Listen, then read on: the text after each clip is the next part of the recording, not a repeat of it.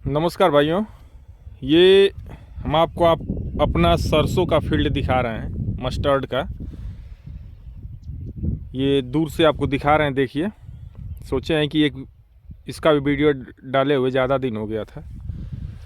तो ये वैरायटी हमारी जो है इंडो अमेरिकन कंपनी है। इंडो अमेरिकन की ये वैरायटी है और ये 25 अक्टूबर का मैं इसको लगाया हूँ। ये डेट है 25 अक्टूबर का मैं लगाया हूँ। इस बार थोड़ा हम चले गए थे राजस्थान। अब सब हमारा खेती बाड़ी का कार्यक्रम थोड़ा लेट हो गया था। अपने कुछ ही ज़रूरी काम से मेरा 10-11 दिन का टूर बन गया था। अब उसमें भाई वो ज़रूरी था, तो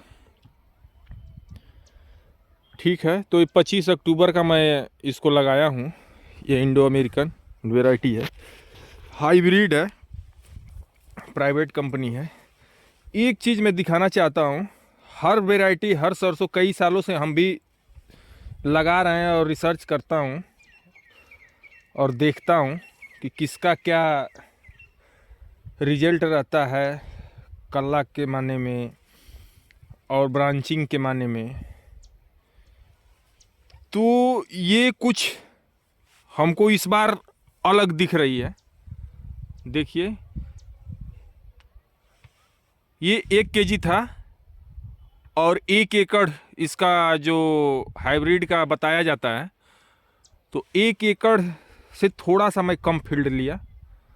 मैं डर गया था कि 1 एकड़ ज़्यादा गैप हो जाएगा, लेकिन उसमें भी मैं 13-14 मंडा खेत में लगाया हूँ। 1 एकड़ में 2-2.5 मंडा खेत में कम किया हूँ। नहीं तो हमारे यहाँ 1 केजी में 1 बीघे लोग बोते हैं। फिर भी मैं 4 मंडा की नियर अबाउट 3 मंडा एकदम क्लियर है, उसमें कोई डाउट नहीं। 3 मंडा मैं खेत बढ़ाया हूँ और फिर भी अभी हमको लग रहा है, एक हमको समझ में आया कहीं कहीं अभी घना है। ये जो हाइब्रिड की अगर अच्छी वैरायटी रहे तो उसमें 1 एकड़ बिल्कुल नाप तौल के आप ज़मीन में बुआई करिए। ये तो क्लियर हो गया है। अब उससे कम में मत करिए, नहीं तो रिजल्ट नहीं आएगा। ये रिजल्ट मैं दिखा रहा हूँ। ये 25 अक्टूबर की वैरायटी है मेरी, इंडो अमेरिकन मस्टर्ड की। और देखिए, इसमें ब्रांचिंग अन्य सरसों से ज़्यादा है। पिछले साल मैं दूसरा लगाया था, रिसर्च बीज था मेरे पास, RS 725 था, तो उसके तुलना में ये बहुत ज़्यादा इसमें ब्रांचिंग है, बहुत ज़्यादा ब्रांचिंग है। मैं अंदर भी घुस के दिखा रहा हूँ, देखिए। अब धीरे धीरे फलियाँ भी बन रही हैं, इसमें पकड़ रहा है। अब देखिए, तो ये भी वैरायटी हमारे समझ से बिल्कुल अच्छी है। अब प्रकृति के हाथ में है, ऊपर वाले के हाथ में है। इसमें एक पानी और देंगे, मेहनत करेंगे, कहीं घुसने का जगह नहीं है। देखिए, कहीं जगह नहीं है इस फील्ड में, लेकिन अभी नहीं, उस समय जगह बन जाएगी जब ये जो इसकी बालियां हैं, बालियां का मतलब जो जो दाना पकड़ रहा है, छिम्मी, तो ये थोड़ा जब क्लियर हो जाएगा। अभी तो पकड़ रहा है, अभी मैं आपको दिखा दूं, अभी तो कोई उसमें वो है नहीं। देखिए, अभी तो इसका सांचा रूप तैयार हो रहा है बालियों का, छिम्मी का। कहीं कहीं अभी पकड़ा भी नहीं है, निकल भी रहा है। उसके बाद जब लगभग लगभग इस फूल जो है 30% रह जाएगा, अभी तो बहुत है, अभी तो 50% क्या 60% से ज़्यादा है। अभी तो दूसरा पानी देने का कोई वो मतलब ही नहीं है। अब इसको पानी देंगे हम चल के फरवरी में, जनवरी के बाद या जनवरी के लास्ट में देंगे। दूसरा पानी दे देंगे तो जो बालियाँ छिम जो दाना है इसका और बालियाँ पूर्ण रूपेण स्वस्थ हो जाएंगी और पकड़ लेंगे। सरसों में भी 2 पानी बहुत ज़रूरी है और देना चाहिए और देंगे, और हम 2 साल से देता हूँ, उसका रिजल्ट भी हमको मिलता है। इसमें मैं डाला था 1 एकड़ में 1 बोरी में डीएपी डाला था, 20 केजी पोटाश डाला था, 20 या 25 केजी था पोटाश। हमारे पास 50 केजी की कट्टा का एक बैग था, उसमें से कुछ यूज किया था, आधा था, तो नियर अबाउट 20 से 25 केजी था। और उसी समय मैं 5 केजी सल्फर इसमें डाल दिया था। 5 केजी सल्फर डाला था, 1 केजी बीज थी। और ये खेत बिल्कुल गेहूं के बाद, आलू के बाद बिल्कुल वैसे ही था। इसमें हम धान ओन और कुछ लगाते नहीं हैं। ये सीजनली एक फसल हम लोग लेते हैं, सीजन का सीजन, इस फील्ड से। तो बिल्कुल रेस्ट में था। इसमें गाय जो भाड़े पे गाय 100-150 रहती हैं, जो लोग चराते हैं, उसका फीस लेते हैं हमारे यहाँ 10 दिन 15 दिन, बड़े बड़े फील्डों में घुसा के उसका गोबर कराते हैं लोग। तो इस गाय और भेड़ में रखा था। वैसे तो कच्चा गोबर होता है वो, लेकिन फिर भी 1 bag DAP, 1 bag 25 KG potash, urea भी 10 केजी में डाल दिया था, और 5 केजी में सल्फर डाला था इसके साथ। और वो था बीज थी, 25 अक्टूबर की बुआई है। 1 पानी में 30 से 35 दिन पे दे दिया हूँ।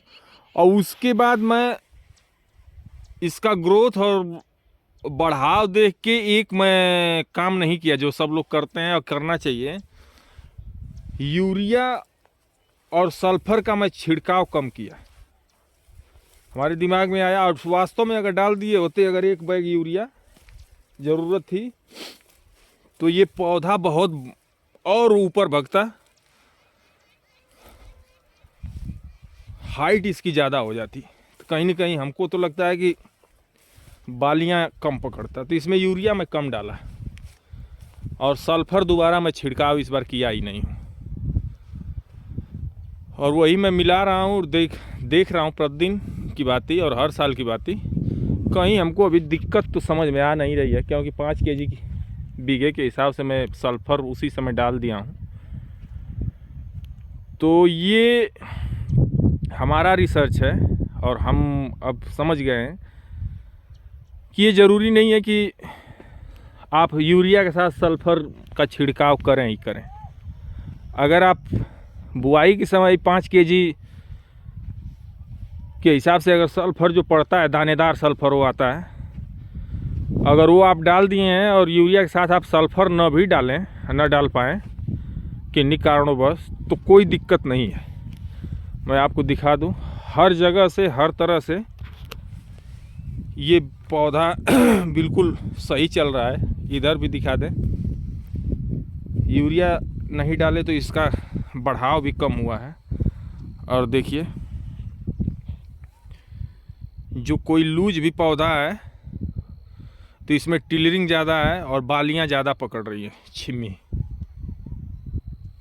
तो भाइयों, ये इंडो अमेरिकन वैरायटी जो है सरसों की, ये कैसी लगी अभी? ये 2 महीने से 8-7 दिन, 5 दिन बेसी हो गया है इस हमारे फसल को। दिखा दें आपको। तो कहने का मतलब ये है कि किसान को अपने लिए बीज का सही चयन करना चाहिए। खुद जाए, खुद दुकान पे समझे, 1 दुकान 2 दुकान पे, अच्छी दुकानें पे जाए, दवा और बीज की एजेंसियों पे जो बड़ी बड़ी दुकानें होती हैं ज़िला में, जिसका नाम हो, जिसके ऊपर लोग विश्वास करें, वहाँ पे जाए और वहाँ पे समझे, 10 मिनट समय दें कि भैया ऐसी बात है, कौन सी वैरायटी हमारे लिए सही रहेगी। अगर विश्वसनीय दुकान पे जाए और वहाँ से बीज ले, बीज थोड़ा महंगा भी पड़े, अब विश्वसनीय दुकान है तो उससे हटना नहीं चाहिए, उसको लेना चाहिए। नहीं तो अगर थोड़ा सा अगर सही दुकान नहीं मिला और सही रेट की आप सरसों नहीं लिए, सही वैरायटी नहीं लिए, तो उसमें दुकानदार को कुछ नहीं होता है। दुकानदार तो अपना आपको 100 रुपया केजी दे या 1400 रुपया केजी दे, कहीं ना कहीं उसको प्रॉफिट वो कमा के हट जाएगा। नुकसान किसान का होता है सालों साल